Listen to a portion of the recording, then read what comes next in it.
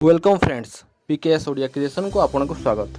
Friends आपण मध्य सुभद्रा योजना रे अप्लाई करबा को चाहछन कि जे आपण मध्य अप्लाई करबा को चाहछन आपण को पई बड़ खुशी खबर आसीबा को जाउछि।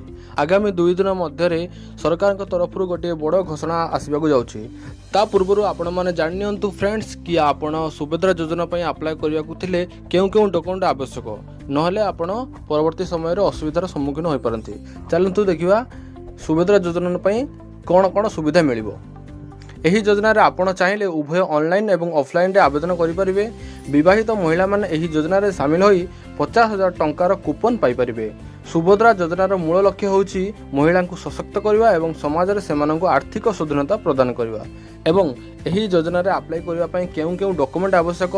सुभद्रा योजना रे आवेदन करबा पई समस्त डॉक्यूमेंट जेपरि कि आधार कार्ड, बैंक अकाउंट, ठिकाना प्रमाणपत्र, mobile number, passport photo, income certificate, ration card आदि आवश्यक।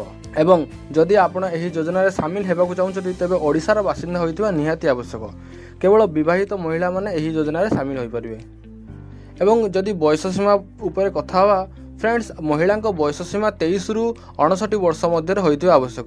गुरुत्वपूर्ण कथा हैला सरकारी चाकरी करिथिबा महिला एवं योजना रे लाभ पाई परिबे नाही। एवं परवर्ती समय रे अंगनवाड़ी कर्मी को मध्य एथिरे शामिल करा जिवो। योजना रे कार्यकारी नै खूब शीघ्र महिला एवं शिशु विकास पक्षरु गाइडलाइन जारी करा जिवो बोली सूचना मिलिछि। एथिबे फ्रेंड्स आपण समस्त डॉक्यूमेंट्स रेडी कर रखंतु। खूब शीघ्र आगामी 2 दिन मध्य ही सरकार के तरफ रु गोटे बड़ नोटिफिकेशन आसीबा को जाउछि। आशा कर फ्रेंड्स आपन को वीडियोटी भल लागिथिबो। वीडियोटी भल लागिथिले वीडियो को लाइक करंतु एवं एही भली इन्फॉर्मेटिव वीडियो पाइबा पई हम चैनल को सब्सक्राइब करी पाखर थिबा बेल आइकन को ऑल रे क्लिक करंतु। देखाओ फ्रेंड्स अब एक नया वीडियो रे कुछ नया अपडेट सहित। तब तक जय हिंद, जय जगन्नाथ।